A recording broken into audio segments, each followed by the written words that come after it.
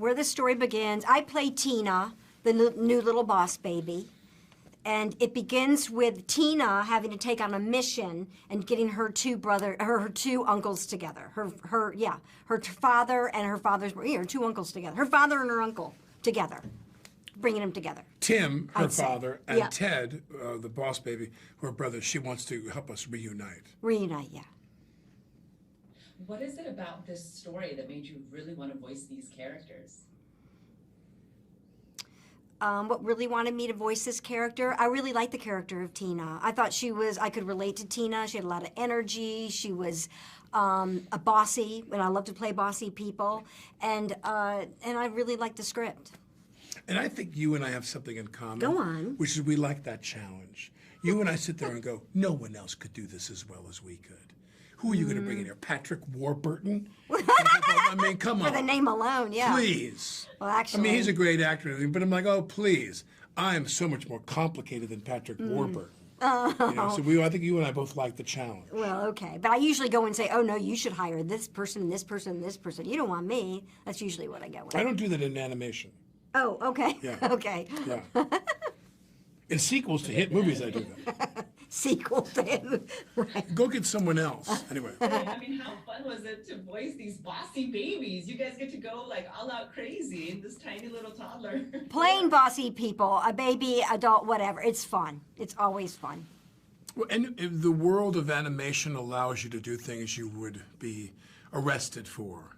You know, yeah, you get away with more. It's true. It's what's illegal in acting otherwise is required in animated films. They need you to have your head pop off, and everything is very whatever. You're very sad. You're very agitated. You're very happy. You're very crazy, and it's really.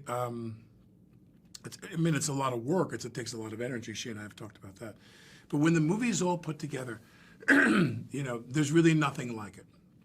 You do other movies and with animated films, because there's nothing they can't do.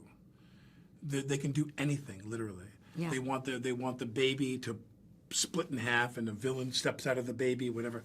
The baby's mouth opens and the villain comes out, whatever. They can do, and I mean, I've heard of people who've developed films, I can think of one in particular, where they've been burning to make that film, and they can't because they can't solve one problem with live action acting of this situation, of this scenario, and they literally can't solve it. And with animation, you can do anything. Like Buster Keaton could. I mean, like back in the day in vaudeville, they would make it happen. I would bet, right? Yeah. We make it happen. We make it happen. Oh, yeah. You guys did make it happen in Boss Baby. I have to ask you, I mean, Alec, you were part of Boss Baby, the first one, and it's so loved by so many fans, and there's a series. So what can the fans of the first Boss Baby, as well as the TV series, expect from this one, The Family Business? Well, we have a part of a woman who is very tough, very smart, very kind of sexy, and this perky kind of little animated character. Lisa Kudrow, who plays the grandmother.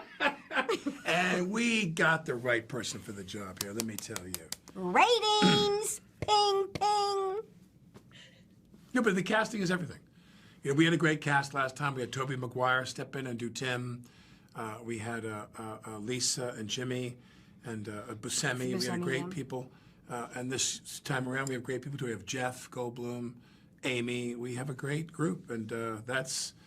If you don't have people that can do the voice acting thing, which I've heard a couple, I won't name names. Oh, I wish you could. Well, during lunch, I'll regale you with some of my critics list, my Rotten Tomatoes list.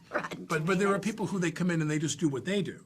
Right, and they don't become something, because there's acting, and then to me there's animated acting, which is very different. You know, that's just my take. Yeah, no, that's yeah, really, I hang on to every word. Well, when I saw the movie, I thought it was wonderful, and my toddler absolutely loved it. I just feel like it's that perfect family film for the summer, wouldn't you say? It really is. Plus, people are eager to get back to the theater, and they're eager, you know, to watch something good in their home. I mean, it's perfect timing. Perfect timing. I think that you both have used the word perfect. Have and that's the emphasis. You just said it's perfect, and she said it perfect. It really is. I guess perfect's the word. Right now, even with the emails, it's perfect. 8 o'clock, perfect. Yeah, you're right. Okay, this movie is perfect. Yeah. That's what I'm saying. Are you saying the same thing? Yeah, we're saying the same thing. It's perfect. It's perfect. All right, so what do you think makes all of these boss babies so lovable and so like someone that you want to revisit constantly? I think maybe what makes Boss Baby successful is you can relate to it. Like, you know, watching even Boss Baby 1 with my godkids. I mean, they can all relate. Older brother, younger brother, family. I mean, it's like you can just put yourself in it. It's relatable. But it's also, they want imagination, especially on the True. visual level. You know, Right. and the voice acting is something that you marry to what's on screen. If it's not, you can't invigorate anemic animation. You can't make a better movie just by huffing and puffing and doing the voice acting thing. When you watch a movie, they come expecting, you know, something zany. This isn't The Conversation with Gene Hackman. You know what I mean? This is not some measured little drama on one stage or one set. What a reference. They want, you know, something that's, you know, kaleidoscopic, and Tom and everybody involved in the film, they deliver. They deliver. I feel like this kind of harkens back to a lot of animations where it was like so zany and so awesome, something that you just couldn't imagine, but the kids just glommed onto because it was so enjoyable. Can you expand on that a little bit more? Like how this is. Well, I think you talk about. I love to hear you Did talk about. I said BoJack something Horseman. that, oh. But I want to say one thing. Like to me, the ultimate was like SpongeBob. When you watch yeah. SpongeBob, you sit there and go, "What the hell is wrong with these people? Right. Like Ren and what have they Stimpy. taken? What cactus leaf have they been eating? That this is so insane."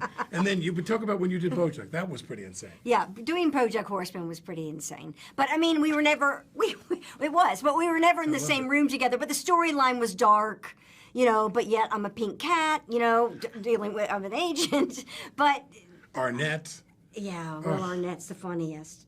But those people, to me, I'd sit at home, we do the table read, and I would be in my apartment in New York, and they would all be in LA laughing really hard around a table. But man, voiceover actors, I mean, they're just the best. I just loved hearing them on the phone, just doing, they can do anything. I mean, I'm so limited when I think of, you know, what they can do. It's amazing. I'm so impressed with voice actors. So you guys didn't get to voice the movie together. So how is it being in this room together, getting to chat all day? How fun is it? It's a being dream with come Good. true. I always love seeing It's a dream Alec come Baldwin. true. I feel like I always see Alec Baldwin. I always reintroduce myself, and I always tell him I live where I live, like we've never met before, and I love it. I see her on the streets, and I don't want to approach her. Yeah, 'cause we I'm don't. intimidated. I never. He's always busy, very busy. My wife and I will see her, and I'll go, no, don't approach. She's Don't. obviously in her own zone. Yeah, I am in my own zone. So we're neighbors. We're neighbors. Yeah.